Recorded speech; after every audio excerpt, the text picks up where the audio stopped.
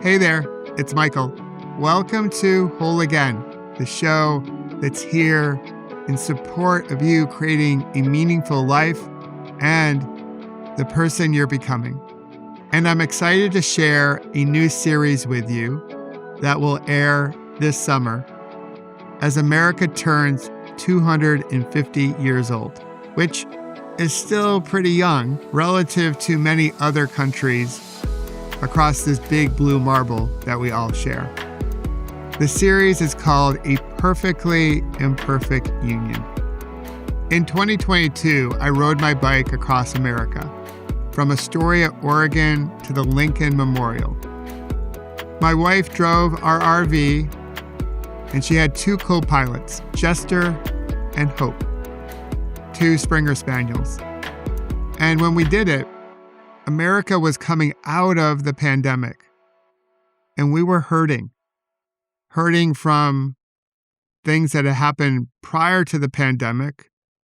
Of course, going through what we all went through. And at that time, and this is something I still believe today, is that we were entering an inflection point.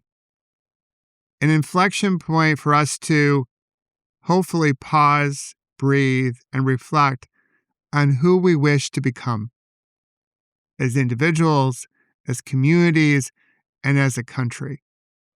As I pedaled across America, I wanted to share America's beauty with others, her natural beauty and the beauty of her people.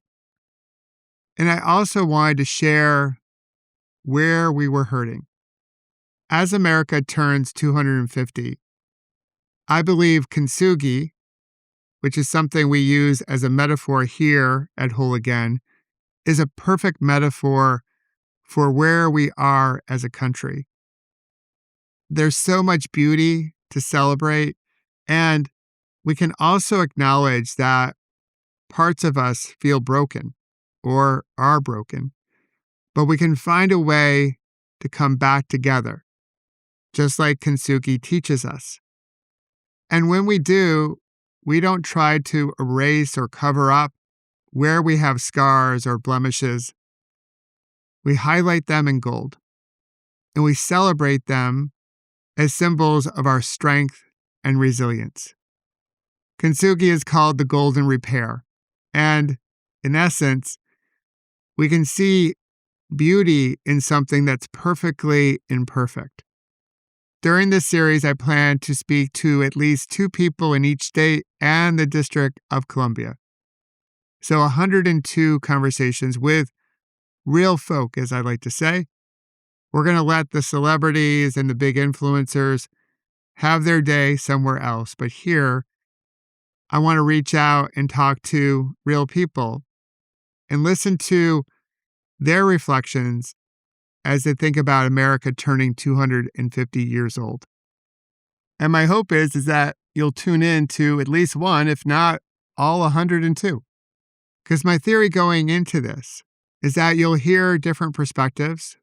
Some may be aligned with yours. Others may not. But my hope is that you hear the goodness in your fellow citizens and realize, as Maya Angelou shared with us, we are more alike, my friends, than we are unalike. We are more alike, my friends, than we are unalike. I've had the privilege of traveling all over the world and all over this country. And this belief is something that I hold deep inside of me. So yes, I do believe that we are more alike, my friends, than we are unalike. And to start our series, I'd like to introduce you to one of your fellow citizens, Tom Buffo. So if you're ready, take a deep breath in because, hey, we've been going through a lot, and a deep breath could benefit all of us. And get to know one of your neighbors, Tom Buffo.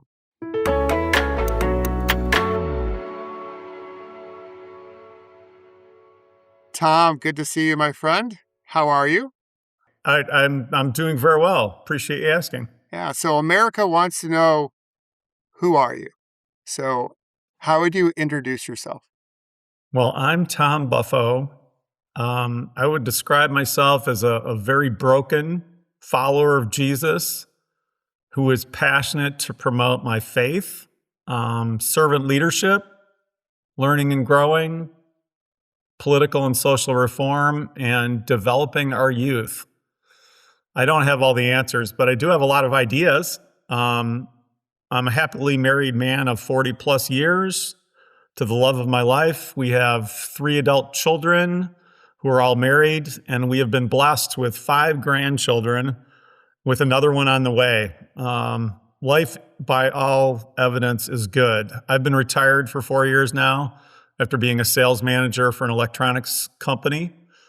I live in Illinois most of the year to be around our growing family, but I am also a snowbird for 4+ months in California, which is where I'm at right now. And that's to get out of the long winters in Illinois. I was born and raised in Madison, Wisconsin. All right, so that's pretty cool. A lot of gratitude in that answer. A nice little ripple effect of the service you're providing. And so the prairie state of Illinois and the golden state of California. So for folks that may not know those states, because generally speaking, Americans don't travel all that much. So what's what's something special about Illinois, and then what's something special about California for those that may not know those states as well as you do? Well, let me start with Illinois. Illinois has been a good place for us to raise our kids. My wife and I, we really like all the different weather seasons, but for me, the fall after the first freeze is the best time of the year with, relatively warm temps, low humidity, great fall colors with the leaves and very few bugs. We have access to good schools, good cultural experiences, have established great relationships.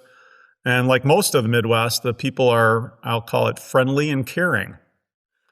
California is relatively new to us, though we typically have vacationed out here, particularly over spring break. And I've probably been doing that for, oh my goodness, over 50 years. We like the more consistent weather out here. So that's probably all I have to say, because we've only been living, or spending our winters here for the last couple of years. So That's fair. Whereabouts in California are you? we're north of San Diego by about 35 miles. Okay. All right. That's a good place. That's a good place in the state. Yeah. And I love your description of Illinois in autumn. My relationship with God changed a lot through my whole accident and stuff. And some people I would come in contact with would debate me about the presence of God or not. And I would often say, when you step into nature and you look at all the vibrant colors and all that nature provides, how can you deny, the existence of a God, if you will? So I just I love your response. I totally concur. Yeah, those fall colors are amazing. Out here in California, it's the amazing flowers and the hills, and it's just it's very beautiful with the ocean, etc. So there's a lot of that out here as well. Yeah, a different view of nature. That's pretty cool. Yeah, being someone who likes to work out in the yard, it's I'm having to completely learn different plants. Yeah, absolutely. Different plants and different critters and different animals and different growing seasons. And that's good. It stretches us to learn as we get older, right? And not to sort of stay Yeah, static and constant. totally. Yeah. Yeah, Yeah, that's good. learning I and love it. growing is what it's all about. Absolutely. Absolutely. So I want to invite you to picture yourself at a dining table. Maybe you have that big family of yours all around you, and maybe you've got friends, and you're having a really great conversation, and someone asks you, "What does America mean to you?" How do you respond? That's a really good question. I would say that we have certainly been blessed by living in America, which has historically been one of the best places to live in this world. Um, we've been able to take advantage of most of the opportunities we've been given, which are not always available to others in other parts of the world, even to many in our country. But I would say blessed is probably the overriding theme of what America means to me. I like that. Let that sit for a bit. Like let that land for folks. There's a lot, but there's a lot that we can take for granted in what we have, and we Yes. don't. When we do that, we don't see the blessings all around us. So I really appreciate that response. Times are challenging. They are indeed. The country has never been perfect, hence the reason why I'm calling the series A Perfectly Imperfect Union. So when you think about maybe a tension, or where you feel the most tension around where America is current day, and who she can become, or who we can become, what where does that point you? What's that tension for you? Well, from my perspective, I would say that there is a huge chasm between the haves and the have-nots in our country. And from my perspective, it's been growing significantly worse over the last 50 years, which is most of my life. Although we like to talk about the American dream, I think the sad fact is many Americans do not have reasonably equal access to education and business opportunities to flourish in our society. The playing field continues to be very slanted to advantage affluent people, and particularly white males. And I happen to be both. What's really disappointing, though, is racism and misogyny remain fairly rampant in our country, which is truly, it's sad. And it doesn't have to be this way. That's my opinion. And there's certainly many areas needing improvement, and I could go on infinitum about areas to address, but I'll leave it at that for now. Yeah, I would agree. We're of similar age, and the divide between the haves and have-nots is wider at this point in our history, at least through I think our lifetime, than ever. And so I share that tension with you. So Yes. one of the things I use as a metaphor for this podcast, and also just the whole concept of the series, is the Japanese art form and philosophy of Kinstugi, where things break and you can put them back together. You can make the repair. It's called the golden repair because we highlight the repair as opposed to trying to hide it, and they become symbols of our strength and resilience. So if you could repair one thing, maybe not perfectly, but in a meaningful way. And it might be, a pickup from your answer that you just shared, or maybe one of the things that you could go on and on about as far as like a list of different things. But what would be what would be one thing you would like to repair? So you kind of asked me to identify the root cause, and to be honest with you, there are a lot of things that need to be addressed. But if I have to choose one, I would say reform our political system. And to me, political system reforms means eliminating most of the corruption of money that it's currently embedded in our system, and that would require us to overturn Citizens United and publicly financing all campaigns, open election primaries, ranked choice voting in general elections, 10-year term limits at every level, annual grading of all elected officials based on what they committed to when elected, abolishing the Electoral College, and end all gerrymandering. I believe all the districts should be rolled back to what they were before any political party changed them to gain advantage. And actually, every state, I believe, should follow the example of the state of Michigan, which was redistricts by a group of independents to produce voting outcomes representative of the whole state. And I think if every state did that, we would be better served. That's my opinion. Yeah, I like that fix. Many different levels of that fix. Obviously, the beast would fight back, but I like where you're going in your thinking. Yeah, I'm not. I think both parties are at fault to a large extent, and unfortunately, they hold a lot of the control about changing the things that I think need to be changed, which makes it very challenging to do so. Right. But ultimately, we as voters have to elect leaders that are hopefully spearheading and enacting the changes we want. That's our responsibility to be educated about it and hopefully to choose and help those leaders get elected that do the things that we want them to do.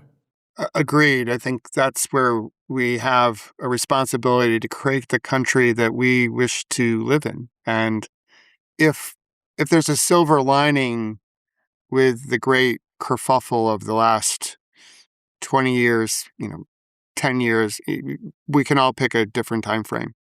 Sure. But I think of late, it has woken enough people up where I think we're a little bit more civically minded. And I think that is ultimately a good thing. And I do appreciate your reference to Citizens United. Obviously, that was a seminal case the Supreme Court ruled on, and certainly has changed the landscape, and For at sure. least in my opinion, a not so pleasant way. So, yeah, I Yeah, like that. I agree. I mean, it kind of has limited who can actually be one of those elected officials, right? Yeah, I absolutely. mean, Yeah, you see all yeah. our elected officials are millionaires, if not billionaires. I'm not sure that's really the best representation for all of us, right? No, absolutely not. So we have the birthday of America coming up, 250 years old. That's awesome. Hopefully, getting wiser, as even though we age in a nonlinear way, but it's traditional when we have a birthday to offer a wish before we blow out the candles. So what is your greatest wish for the country, for her to become who she can become? I'm a believer of Jesus. So, his last command to all of us to be united, right? Um, that is really what I'm hopeful for, that we can become united. And how can we do that, really? So I believe that what it's going to take to kind of bring us all together is to really I'll call it a visionary leader that we really haven't had for quite some time, that we can elect as president who can unite everyone together. From my perspective, this would be someone who supports all of us, all of humanity, stops some of the conflicts that are being generated overseas, stops the, military support of Israel, fully supports Ukraine, stops gun violence by reducing gun access, balances the federal budget and pays down our national debt over time, reforms that money corrupted political system, which I referred to before, enacts mandatory retirement ages of 75 for all politicians and judges,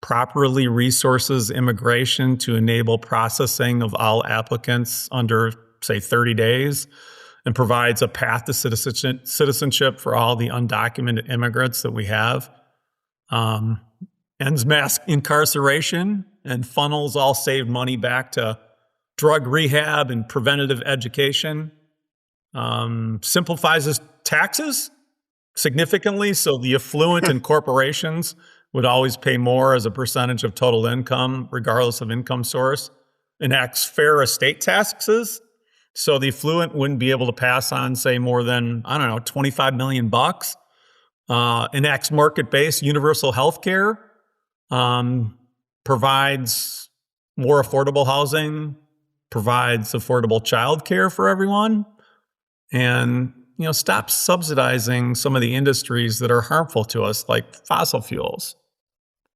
But other than that, How's that for a wish? That is a beautiful wish. And the thing is, it takes a long time to blow out 250 candles. So you have the time to make that wish.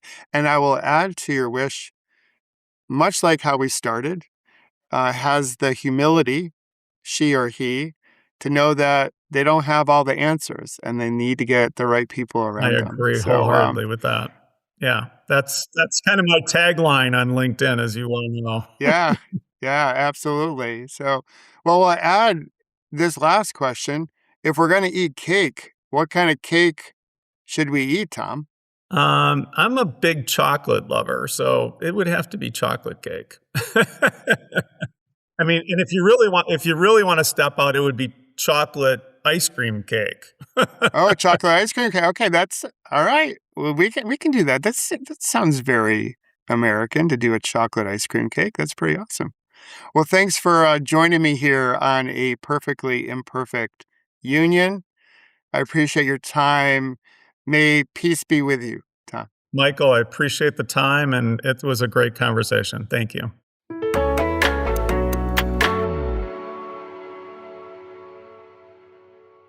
Hey, if you're going to make a wish, go big. And I love that Tom went so big with his wish.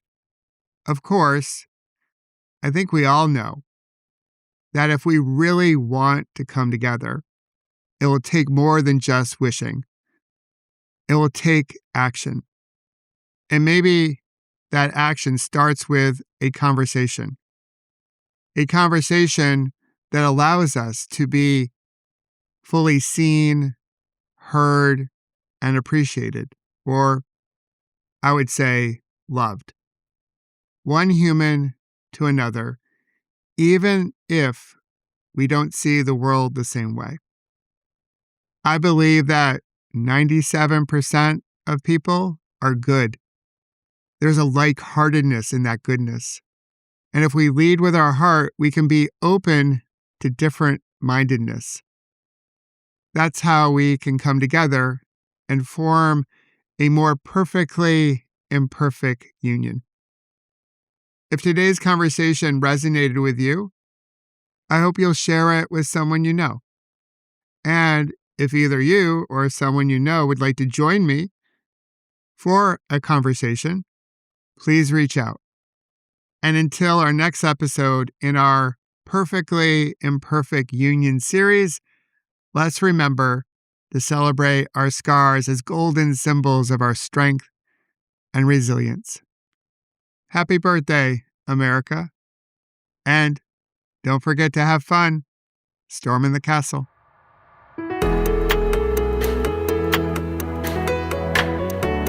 And if you wish to learn more about creating beautiful ripples and how to prevent a bad moment from turning into a bad day, please visit my website, michaelobrienshift.com, and sign up for my newsletter called The Ripple Effect. And join us each Monday, Wednesday, and Friday here at Whole Again and discover how you can heal, grow, and become more resilient. And celebrate our scars as golden symbols of strength and resilience. Until then, remember, you can always come back to your breath. You've got this, and we've got you.